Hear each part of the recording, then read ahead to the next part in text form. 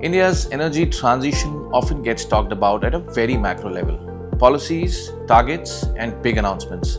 But on the ground, especially in our cities, it is really about execution. How energy reaches homes, fuels mobility, and supports everyday's life.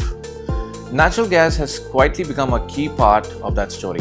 And behind this growth are constant decisions around supply, pricing, and infrastructure, especially in a changing global environment. You're listening to Insider, where we focus on the people and perspectives shaping India's energy sector. I'm Siddharth Gautam, and today we have with us the Director Commercial at Indraprasth Gas Limited, joining us to share insights from the front lines of India's gas distribution journey. Mr. Mohit Bhatia, welcome to our podcast. Yeah, good morning, Siddharth. And first of all, thank you for Insider for giving an opportunity and to share some of the views and insights on the landscape of India's energy. It's really heartening to be here, and thanks for that. That's an honor, sir, and thanks for coming. I'll quickly start with the question, sir. And this is about energy security and import dependence. Over the last few years, we have seen how deeply interconnected energy markets have become. Geopolitics, supply chains, and pricing are all moving in tandem. For a country like India, which is steadily increasing its share of natural gas, this interdependence becomes even more critical, especially when a significant portion of our gas demand is import driven. The conversation naturally shifts from just affordability to resilience. Now, in this current geopolitical environment, how should India think about energy security, especially for a fuel like natural gas that is significantly import dependent? Your thoughts on that? Yeah, thanks for the question. I think very valid. See, it all started somewhere in late 80s or early 90s, I would say, that the India dependency is basically on the fossil fuels, and it's almost 85% is the import dependency. And to have this transition to the cleaner fuels and all, the journey started with the natural gas somewhere in early 90s, and then the IGL also came into 1998. And in the current context, we always say that natural gas is one of the bridge fuels from the transition journey from the fossil fuels to the ultimate renewables and all. So if we see the energy security, as you know, that India is almost importing 85% of its crude in terms of its energy needs in the current in the country. And if we come in particularly to the natural gas, so the scenario for the country is something like that. We consume annually around 72 billion cubic meters of standard cubic meters of natural gas, roughly around 50 to 55 million tons per annum. And if we come into suppose into the daily demand, so it is around 200 MMSCMD, it's a million standard meter cube, and the 50% is within the India. It is coming from the KG basin, the oil fields in the India, and the 50% is the import. That means we are depending outside India for the 50% of the natural gas needs. And primarily on this, from this 50%, around the out of this 100 million requirement per day, around 60 million, that is roughly 60%, comes from the West Asia, Middle East, you can say. And out of this 60 million, around 40 to 50 million comes from Qatar. India has in the past has to secure the energy security had gone for a lot of diversification. Primarily it is from West Asia, but of late I think around 6 to 7 countries we are importing the LNG, and it is from West Africa also, US also. And with this, the current Middle East issues, West Asia issues and all. Definitely some turbulence is there, but India is poised to look out for alternate strategic diversification sources. And secondly, it's like that we have some long-term contracts India with Qatar and Dubai based. However, we have spot also around 25% and mid-term contracts also, and exploring now Indo-Pacific partnerships also, particularly with Indonesia and further to with Australia also. So this is the thing. Secondly, if we coming to the infrastructure within the country on the regasification capacity, that is the LNG import terminals.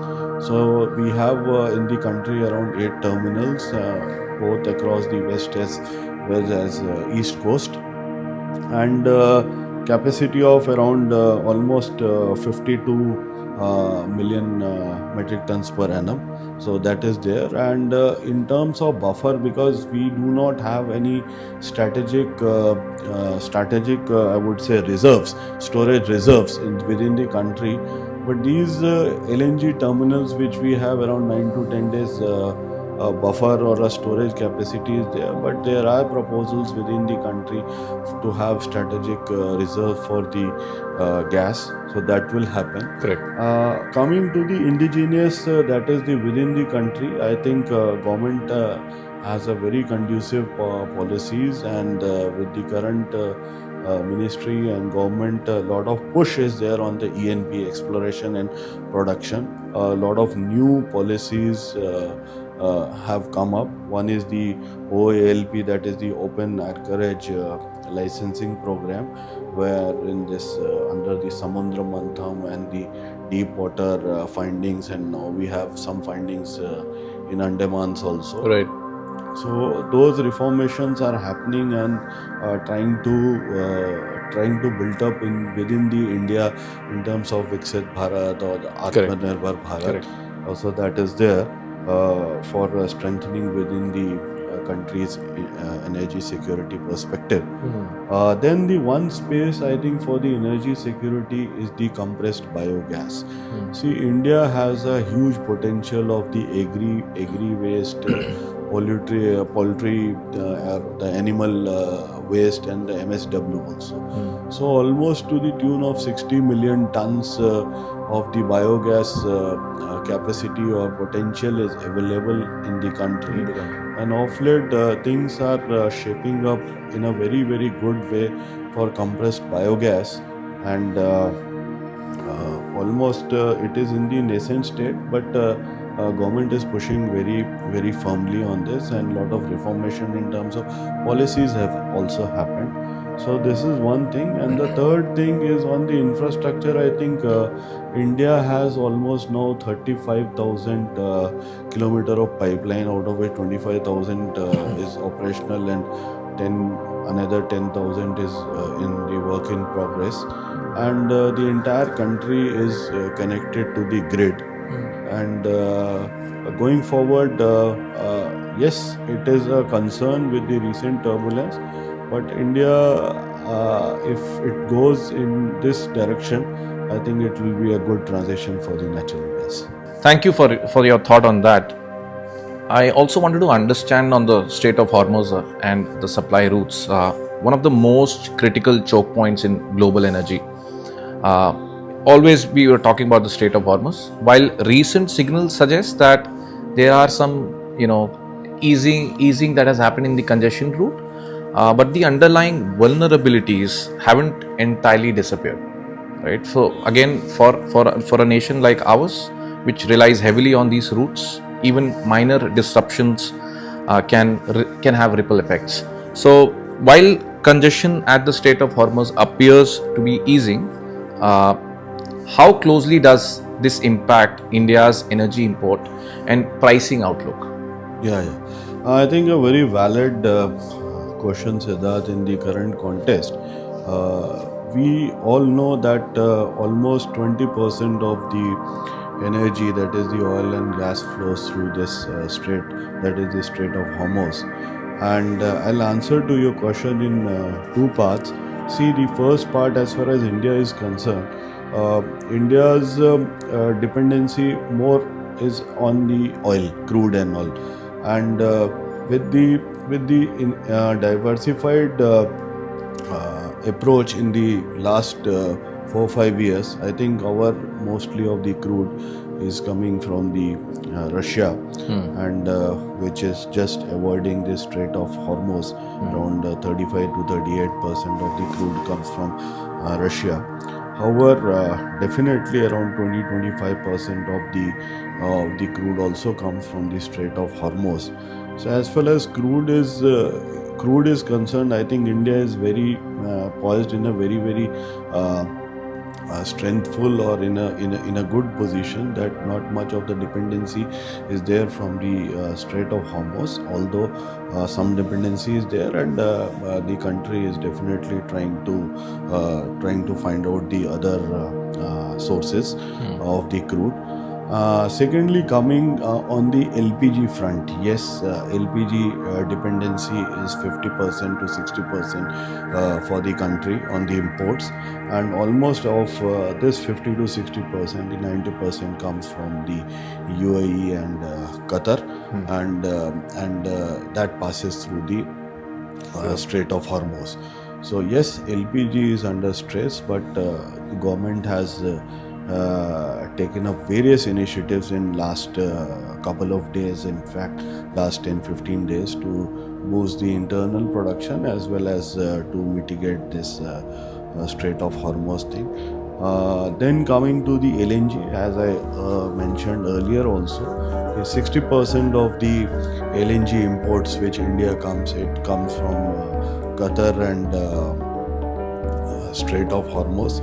So yes, it is a challenging, but the good thing is, I think the government has dialogues with the West Asian counterparts to navigate and to sort out this waterways, so that our ships and all the charters can come through this Strait of Hormuz, and some successful deliberations had happened, and it has been mitigated also. Yes, but there is a challenge for LNG and LPG definitely, and trying to find out the other sources also. Secondly, on the price volatility, yes, it is there, because normally we had long-term contracts, and after this West Asia turbulence and all, force majeure issues has been invoked by RasGas at Qatar and all. So the prices have escalated. Roughly it was around $10 to $11 per MMBTU. So the spot prices have gone up. It is hovering around 20 to 24 dollars per MMBTU. So that is the challenge. But on the contrary, I think as I mentioned earlier also, in the natural gas, we have a good thing is that we have a 50% production within the country, and government has taken up recent very positive steps to prioritize certain sectors for the cooking needs, daily cooking needs of the customers, that is the domestic PNG front, CNG transportation, and there has been certain cuts for the industrial segment. I think they have been curtailed up to 65% of their requirement. So prime focus is there on the domestic households, CNG as an automobile, so that the things goes on smoothly. So, are there any short-term or mid-term alternatives which we are looking at? And since you said India is preparedness towards, that's all towards the long-term preparedness. I'm sure these are, it doesn't happen over time. So India is preparing, I think, for long-term vision. But in the recent scenario, do you think we have any short-term or a mid-term alternative to the overall solution? Yeah, very right, Siddharth. I think there are strategic government has given an immediate strategic response in terms of short-term measures. The first one, they have stepped up the production of LPG within the refineries by almost 38%. So to smoothen the India's demand or the internal consumption within the country on the cooking gas. So that step up has been done. Secondly, some pressure to release the pressure of LPG, and to have smooth supplies of the PNG. The priority has been defined for domestic PNG, CNG. That has been already done. Then recently, because if you see, I'll just give you one context. Almost 32 crores of LPG customers are there in the country, whereas on the domestic PNG, that is the piped natural gas, around 1.6 crores are there.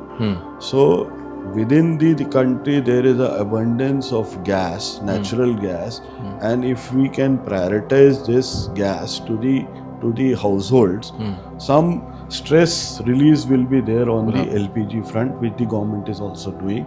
And they are sensitizing, they are appealing, and some recently a gas control amendment has also come, notification from the government that whoever is having a PNG connection and also holding a LPG connection, they are required to surrender the LPG connection, so that there is some stress released on the LPG. Correct. So government is also putting up a lot of short-term measures, and they have given a window up to 30th of June for waiving of all the permission charges to speed up the laying or the infrastructure laying of the PNG and to convert to the PNG. Correct. Mr. Bhatia, I would let's now move towards balancing security versus pricing. What makes the Indian energy market unique is its constant balancing act. Okay, so on one hand, ensuring uninterrupted supply, and on the other, maintaining affordability for industries. Again, in such a volatile global environment, how do you balance supply security with pricing discipline, and especially in a market where affordability is critical? Yeah. So, Siddharth, a wonderful thing. See, India has a very, very unique and I would say that is a multi-layered strategy on the pricing. See, first and foremost, there is an administrative price mechanism formula.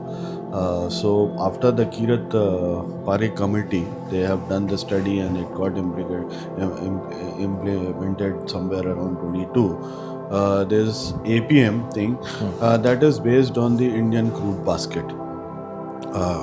See, whatever is internationally, the Brent crude is going on, and India is purchasing crude from various other markets, and also we have a Indian crude basket, and that price is derived based on that.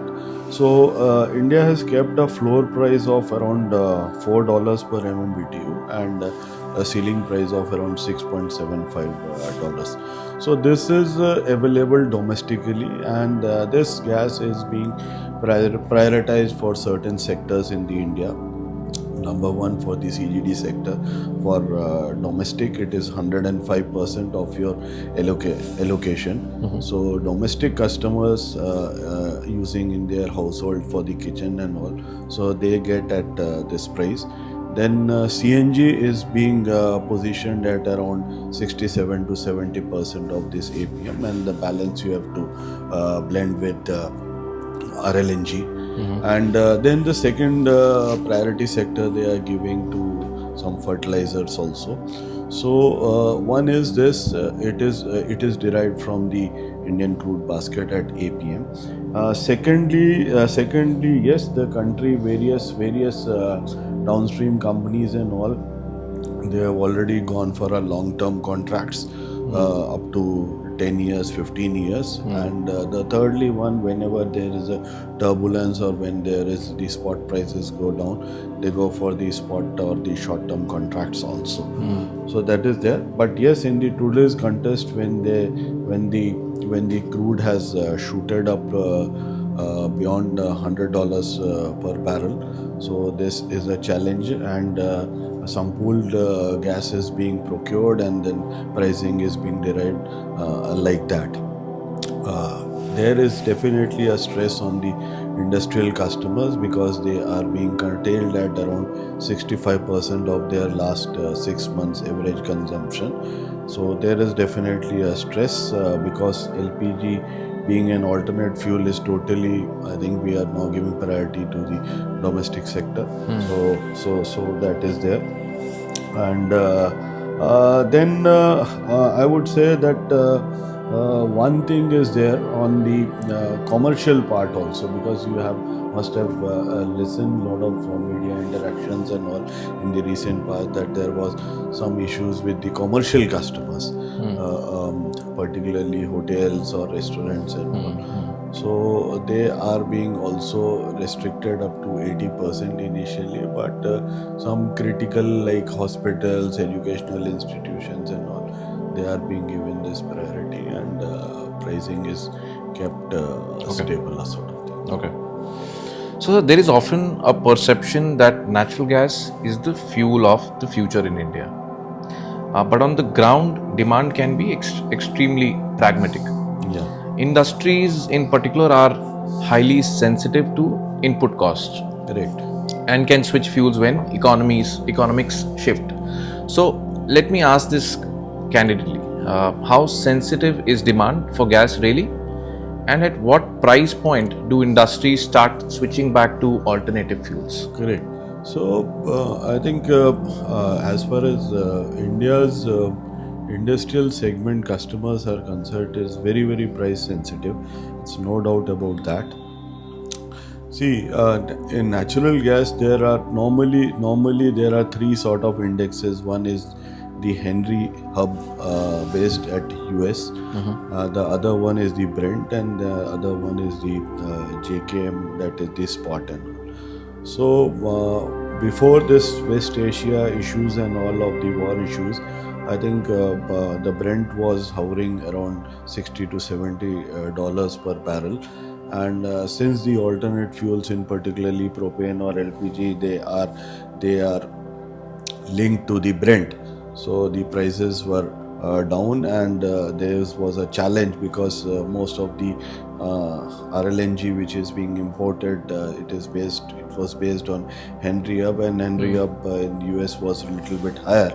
It went to $7.50 also in January and all. So yes, there was a stress on the natural gas, and industrial customers were preferring to stick to LPG, alternate fuels, propane and all, and that is there.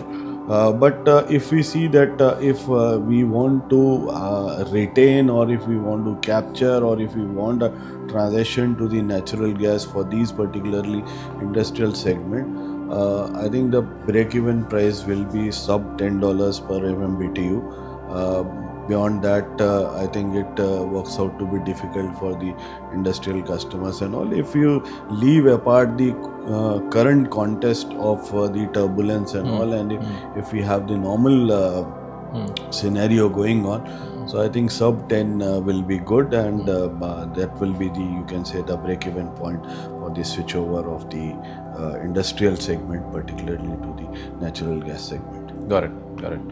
Now, so just coming back to the CGD growth, Yeah. right?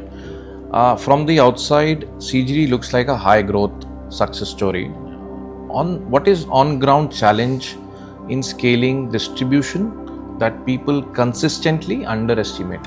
Yeah. So Siddharth, I'll give you some statistics, basically some number crunching. See, if we see the India's natural gas sector, so it is growing at a CAGR of around 8 to 10%. Correct. And the growth engine or the driver in the natural gas segment is the CGD space. Correct. It is the fastest growing. It is contributing to almost 22 to 23% in the entire kitty of the natural gas, Right. and it's growing at around 12 to 13%, and we current with the current contribution of around 45 mm SCMD out of this 200 mm SCMD per kitty, and expected to grow by 2x by 2030. Okay. So this is the no doubt this is the fastest growing sector, the CGD sector. However, there are certain challenges. First is the good thing is that the regulator has already awarded the entire geography of the country. 307 GS have been awarded. Now they have done their job. I think now it is the priority, or it is the concern for the CGD entities to lay the infrastructure and connect with the main trunk line and start distributing. So till date, you can say almost out of 307, almost 100 geographical areas are there which are not directly connected to the trunk line, and they are being fed through virtual pipelines and all. So the main first challenge is the permissions and getting the single window permissions and connecting the infrastructure to the CGD infrastructure with the main trunk line, so that the cost viability also happens. Secondly, yes, I think on the CNG front, in terms of developing of the infrastructure, all the CGDs are doing extremely well. The 2030 target is around 18,000 CNG stations across the country. Okay. Till now, around 8,700 stations have been commissioned. So CNG front, it is going well. On the domestic PNG, I think the MWP, or the minimum work plan target, is of around 12.5 crores, but till date only 1.6 crores connections have been added, or the consumers have been added to the domestic PNG because of the investment versus returns issues are there. It's a high capex intense job, and returns are not there. So little bit, I would say that pace is slowed down. So certain reformations, if it happens, but now with this contest going on, government is waived off certain requested to the state governments also to waived off certain permissions and all. So if we are able to put up the infrastructure fast and monetize the infrastructure whatever has been laid, so that will scale up this segment at an accelerated pace. You also mentioned about CNG just now. How you looking at the CNG EV debate, and on the other hand, as you also mentioned about the infrastructure, I think as much as EV's infrastructure is more and more visible, how are things shaping up at the CNG side? See, there is no doubt that EV space will grow. It's no doubt because of the optics it has created, I would say. And there has been a lot of thrust also on the tailpipe emissions in particularly, and in Delhi also we are struggling to mitigate the air pollution norms, and CAQM is also there. But I have a very little bit of a different view on this. While EV will grow, but CNG is a transition fuel.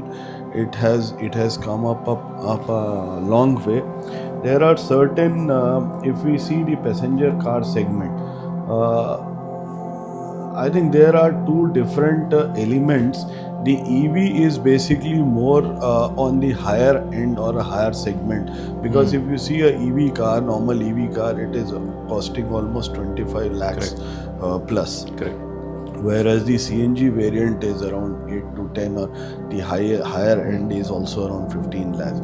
So middle class normally they will prefer the CNG, and because of the economics, because of the economics vis-a-vis the capital investment. Correct. Yes, definitely. If we see the mileage part, yes, it is around 2 to 3 rupees per kg for CNG, 1.5 rupees for EV. petrol, diesel are still higher. Yeah. But there are other things also, like the range anxiety is there. Charging stations are still to be developed in the country. It is coming up, but still vis-a-vis CNG stations are available across the country. Correct. And it is further strengthening up. But in the whole cycle, we have to see it from the this thing cradle to grave part. We have to see for particularly EV. We always concentrate on the tailpipe emissions, but we have to see the entire lifestyle, because how we intend to dispose the batteries. Then a lot of rare earth minerals and mining happens for the battery manufacturing. Tailpipe emissions cannot be seen in isolation, so it has to be seen a holistic way. CNG traction is there. It is almost now contributing to 20-25% pan India in terms of vehicular registrations. In Delhi, it has gone up to around 40%. EV is growing up, but these things are to be taken in a end-to-end position to evaluate EV versus CNG. Correct, sir.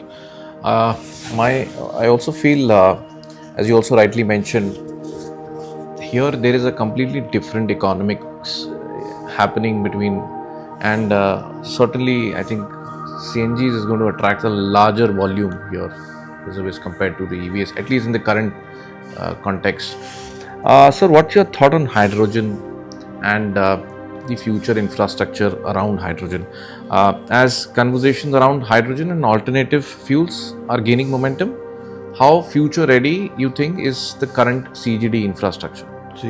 See, first and foremost, the best part is for any type of blending, whether it is compressed biogas, way forward going for Atmanirbhar Bharat, whether it is hydrogen, the best supporting infrastructure is the CGD infrastructure, because there are pipelines have been laid, and it can be commingled or it can be blended with the CGD infrastructure only. Correct? Yes, hydrogen is going forward as a great solution for the decarbonization. However, it is still under the evolution stage. There have been certain pilots in the country, somewhere in Indore, in Gujarat also 4-5 trials are there, and where 5% blending has been tested, it has been piloted. Certain feedbacks have been there, and it is still under the evolution stage. Going forward, if we want to blend 15-20%, I think that into the steel network, that the material strength, safety, and all those things, pipeline specifications needs to be seen. It is still under, I would say, trial and experimental modes and all.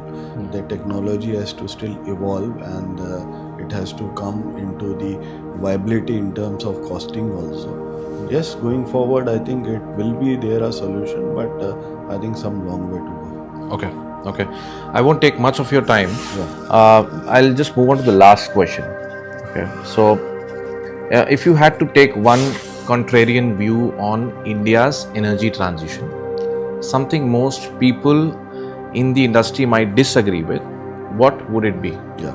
So while I'll tell you two things, not one. See, one in the current context and one in a sort of a long-term strategy. So long-term strategy, first I'll share with you. See, if we want to have this energy transition, that to decarbonization and achieve our net zero targets and all. So in today's context, if we see this trucking segment, that is the long haul trucking segment. So India in total consumes around 90 million tons of diesel per annum, out of which around 25 to 30% goes into the trucks, buses, a long haul, you can say. And if we are able to convert 10% into LNG, it will not only give you an impact of decarbonization by almost 30%, Plus, it will also help in terms of the economics also, and we are trying to. Even IGL is also trying to put up few LNG stations. We have already commissioned one in Ajmer, one is at Concord Dadri. Two more are also coming, and we have plans for to add 50 more stations in coming years also. Right. And other entities are also working in that, because this is one space we can very mitigate the decarbonization thing. Secondly, I think coming to the current context and with the West Asia issues going on, we cannot have dependency on single source of fuel. And in the current context, almost 95% of the cooking gas dependency was there in LPG. It is still there on LPG, and India importing 50%, and that too 90% dependency out of this import on Strait of Hormuz. There is a fairly good, I would say, opportunity for the consumers, domestic consumer, to switch over to piped natural gas, particularly in metros, tier 1 or tier 2 cities where we have high-rise buildings, or even in good clusters. If this switch happens, and which the government is also pushing very hard, and the entities are also there, and the regulator has also formulated like that. So if it happens, and if we could ease out that stress from 5%, if the PNG cooking goes to 15% or 20%, Correct. it will definitely give a diversified fuel source, and it will definitely help in Viksit Bharat Gas, Atmanirbhar Bharat. Thank you so much for that insight. I'm sure IGL is doing so many other things as well in their journey towards decarbonizing. Thank you, Mr. Bhatia, again for being here. It was an insightful session. I'm sure the audience will have a lot of takeaways from it. Once again, from NSIDA team, we wish you all the best of luck, and the entire team of IGL. Pleasure having you. Thank you, Siddharth. It was wonderful interacting and giving the sharing of the insights and all. And thank you, NSIDA, for that. Thank you, sir. Thank you so much.